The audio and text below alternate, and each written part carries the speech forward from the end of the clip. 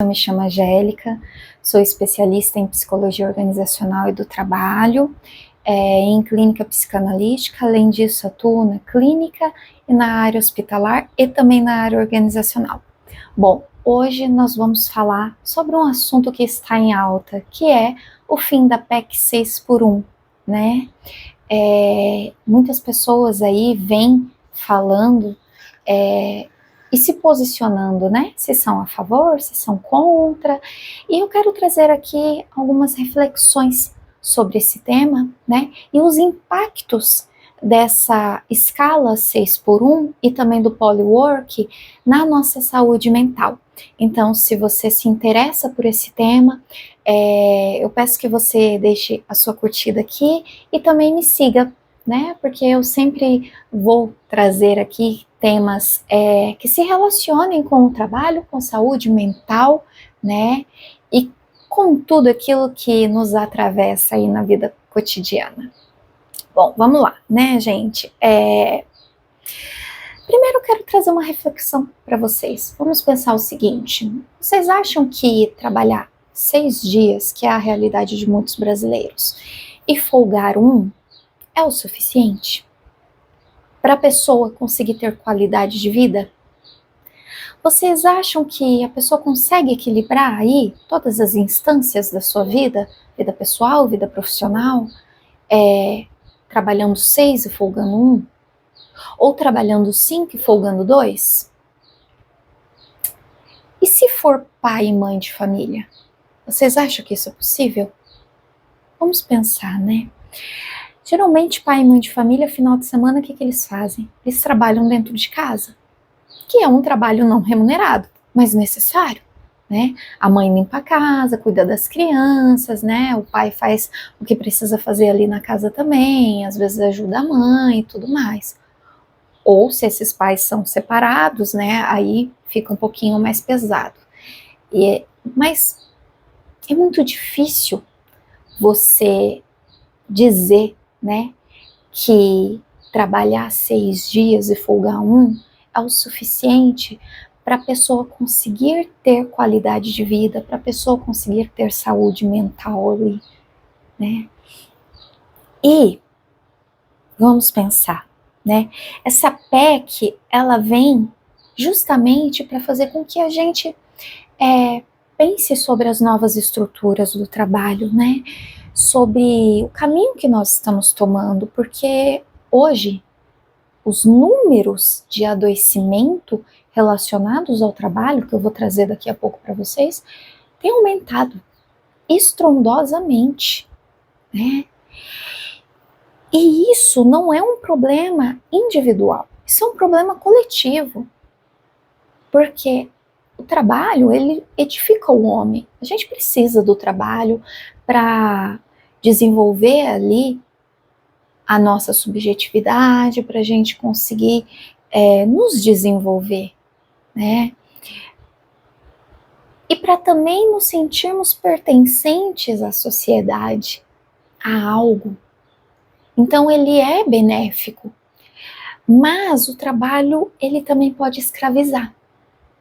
E aí talvez você pergunte, fale, né? Mas se é remunerado não é trabalho escravo.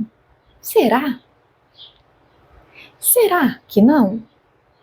Porque, vamos pensar, o que é o polywork? Polywork, esses dias eu vi uma reportagem da Forbes que fala assim, que cada vez mais as pessoas e brasileiros estão aderindo a essa tendência que veio com a geração Z, que é você ter mais de um emprego, você tem 2, 3 tipos de trabalho, né? E o polywork é isso. E quais que são os benefícios para o usuário? Ter mais segurança financeira, né?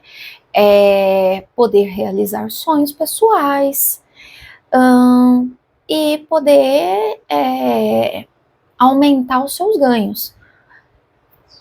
Porque vamos pensar, né? Primeiro que você não fica refém a um único trabalho, até porque nós, para as empresas, nada mais somos do que um número, né? A gente está ali para produzir, entregar algo e eles nos pagarem.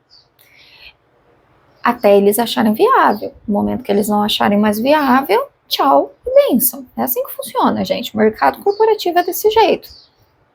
Se bem que a gente tem lutado aí para trazer mais humanização para esse mercado, né? Só que, a curto prazo, isso parece ser até benéfico, mas a longo prazo, não. A longo prazo, isso é prejudicial. Por quê? Porque você vai acumulando estresse, carga estressora, você desenvolve várias aptidões ali, várias habilidades, mas também os problemas não são iguais. Conflitos, né? Pessoas diferentes, tempo, porque pensa comigo, se a pessoa, por exemplo, ela trabalha em 3 empregos, o dia tem 24 horas, o que sobra para ela? Dormir, para ela curtir a família, para ela suprir as necessidades básicas e fisiológicas? Basicamente quase nada, gente. Basicamente não sobra quase nada. E aí, isso a longo prazo pode vir a desenvolver um adoecimento psíquico. E, né, um burnout. Porque não tem uma outra saída. O corpo, ele aguenta até um certo limite de estresse. Passou o limite, o corpo aguenta meses. Passou ali, passou mais de 6 meses, mais de 1 ano, já não, o corpo não aguenta mais. E aquilo que o corpo não aguenta se torna sintoma, se torna adoecimento, se torna uma ansiedade, se torna um burnout, um esgotamento, um cansaço sem fim, uma gastrite, um problema ali intestinal, uma cefaleia, alergias. Nada mais é do que psicossomático, né? E, bom, hoje, né, a gente vai pensar. Trabalhador, vamos pensar o trabalhador de classe baixa. Ele ganha um salário mínimo e ele trabalha ali uma média de 8, 9 horas por dia. Isso quando ele não faz hora extra, para aumentar a renda dele. Se ele fizer isso todos os dias, ele não dá conta. Ele adoece. E aí, me diz, como que esse trabalhador vai conseguir ter qualidade de vida? Como que esse trabalhador vai ter lazer? Se você falar em lazer para ele, você sai correndo, que ele vira um leão, que ele vai olhar para sua cara e vai falar, mas como, fia? Se eu tenho que cuidar da família, se eu tenho que prover a casa, se eu tenho que colocar alimento no prato, se eu tenho que cuidar das crianças, como? Não tem como, gente. Só para vocês terem uma ideia, em 2023 houve 2.573.147 pedidos de auxílio por incapacidade temporária no INSS, um aumento de 27% em relação a 2022. É muita coisa, muita mesmo. Entre as principais causas de afastamento estão transtornos mentais, como depressão, ansiedade, burnout, além de doenças musculoesqueléticas, como hérnia de disco e lombalgia. O Brasil, ele é o segundo país com maior número de casos de diagnóstico de burnout, ficando atrás apenas do Japão. Mais de 30% dos brasileiros estão com burnout, com a síndrome do esgotamento. Agora me diz, essas pessoas estão trabalhando para sobreviver? Ou estão trabalhando para viver?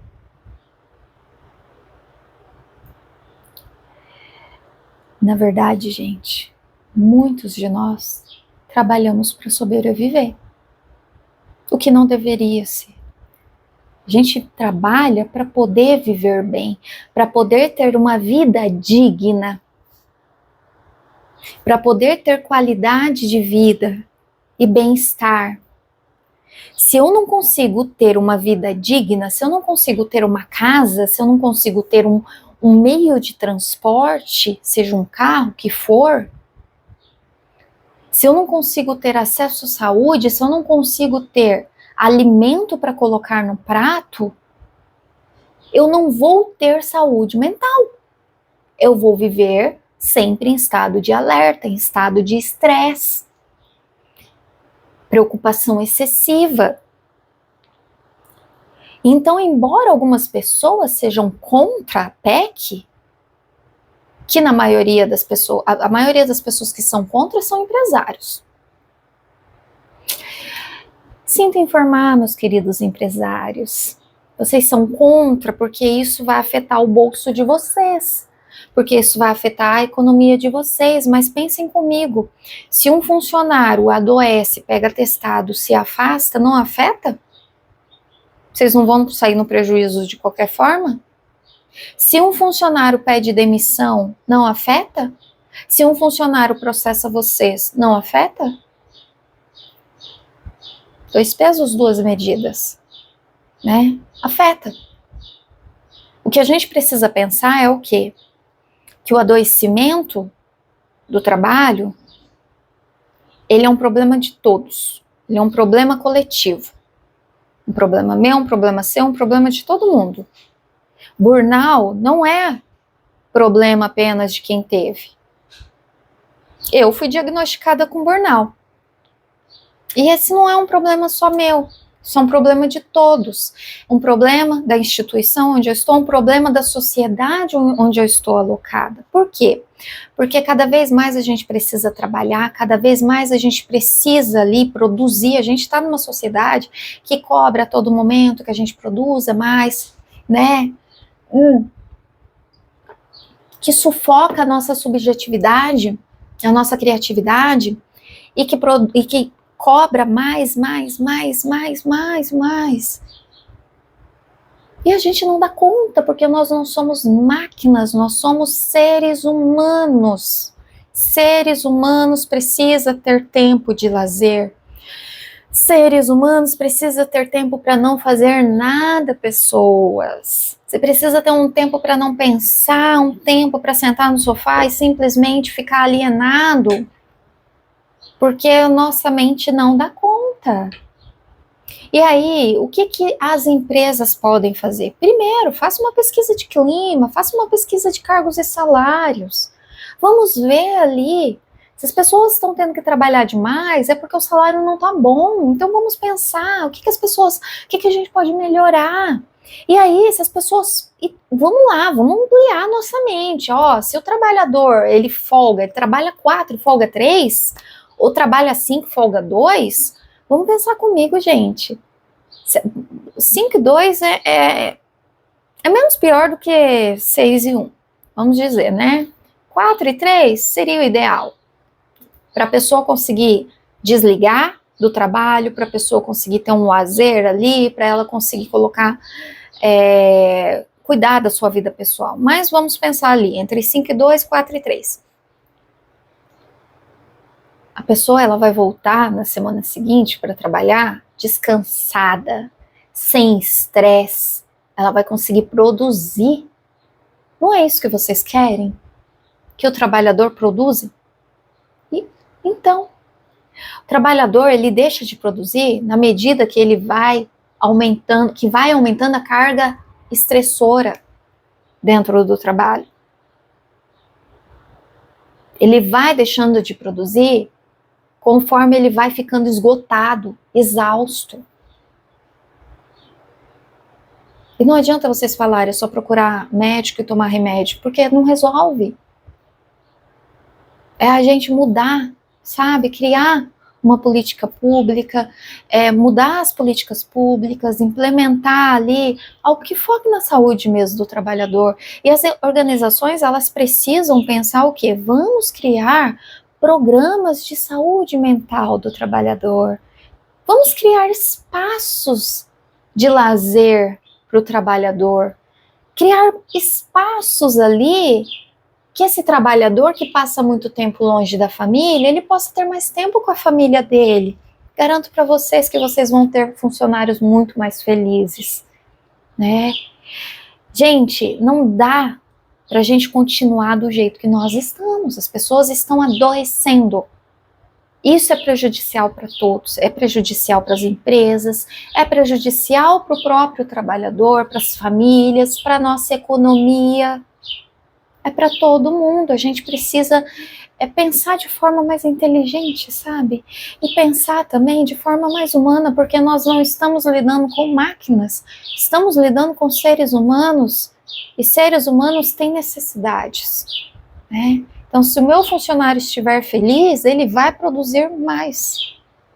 Mas eu preciso fazer alguma coisa. Então, vamos usar isso que está acontecendo para a gente poder pensar realmente. E poder mudar.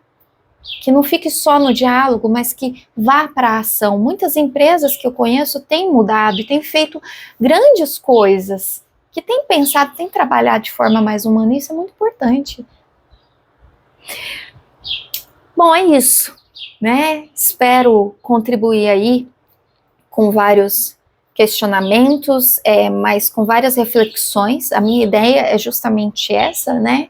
É fazer com que a gente pense fora da caixinha, fazer com que a gente realmente use esses nossos incômodos para fazer algo com eles, para conseguir mudar, porque e também entender que a responsabilidade é nossa.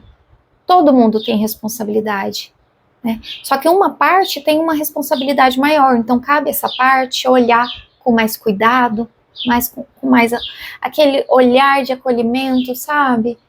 Vocês não são filantropia, mas vocês estão lidando com seres humanos.